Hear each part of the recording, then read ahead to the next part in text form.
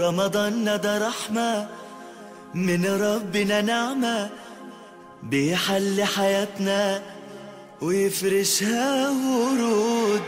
رمضان ده حياتي. بسم الله الرحمن الرحیم. الحمد لله وکفى وسلام علی عباده الذین اصطفى وبعد. हजरात, आखिरी अशरा शुरू हो चुका है और इस अशरे में जो ताक़ रातें हैं वो एक तो गुज़र चुकी हैं और बक़िया अभी आने वाली हैं। अब हमारे सामने बात होनी चाहिए कि इन ताक़ रातों में हमें किस कदर इबादत का अहतमाम करना चाहिए। आम तौर पर ये देखा जाता है कि ताक़ रातों में बस मखसूस रात को जागा जाता है और उसी में इबादत करने को सवाब समझा जाता है और यही समझा जाता है कि यही रात शब क़द्र की रात है।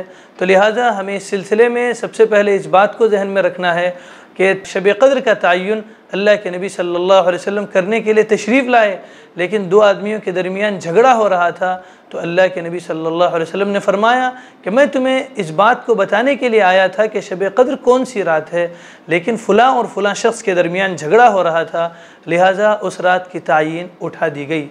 तो अब अल्लाह के नबी सल्लल्लाहु अलैहि वसल्लम ने फिर आगे फरमाया, और शायद ये उठा ले जाना ही यानी इसकी तयन का उठ जाना ही तुम्हारे लिए बेहतर हो।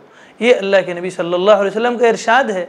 और देखा जाए तो हकीकत भी ऐसे ही है कि अगर किसी से कोई एक रात भी इन ताक़ रातों में से कोई एक रात भी फौत हो जाए तो उसको अब ये गुमान होना चाहिए कि अगली रात लैलतुल क़द्र की हो सकती है, या किसी से कोई एक रात किसी को मिल जाए तो उसको ये गुमान होता है कि शायद यही रात लैलतुल क़द्र की रात हो। लिहाजा हमें इन ताक़ रातों में से किसी एक रात में इबादतों का अहतमाम नहीं करना चाहिए, बल्कि हर रात हमें जाग कर अल्लाह तबारक व तआला की इबादत करनी है। और इन इबादतों में किस चीज़ का हमको ख़ास तौर पर अहतमाम करना है।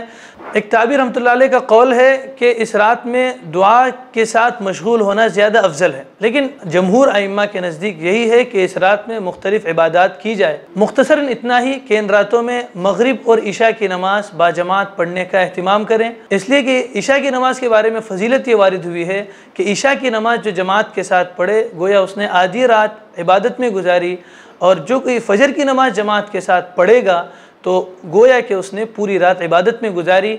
और मगरिब की नमाज चूँकि रात का हिस्सा है, अगर ताक़ रातों में वही लैलतुल क़द्र का हिस्सा निकल आया तो हमारी दो नमाज़ें गोया ऐसे हो गई कि हमने लैलतुल क़द्र में पढ़ी। और लैलतुल क़द्र का सवाब जैसा कि हम सबको मालूम है उसमें इबादत करना 1000 महीनों की इबादत से अफजल है।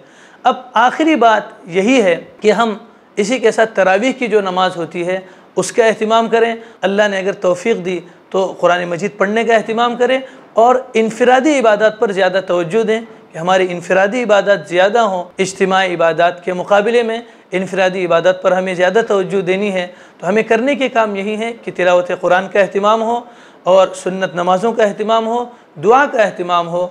अलबत्ता एक सवाल ये भी पूछा जाता है कि सदक़ा व खैरात करना क्या इन दिनों में, इन अय्याम में, इन ताक़ रातों में उसकी अफजलियत साबित है। ये बात उलमा ने लिखी है कि कोई अमल किसी अफजल वक्त में किया जाए तो वो अमल अफजल हो जाता है। तो लिहाजा चूँकि अफजल वक्त है ताक़ रातों में इबादत करना, तो इसीलिए इन वक्त में अगर हम कोई भी अमल करेंगे तो वो अमल भी अफजल हो जाएगा। कोई भी अमल हो वो अमल हमारा अफजल हो जाएगा। तो इन रातों में हमें इन बातों का अहतमाम करना है। अस्सलामु अलैकुम व रहमतुल्लाहि व बरकातहू।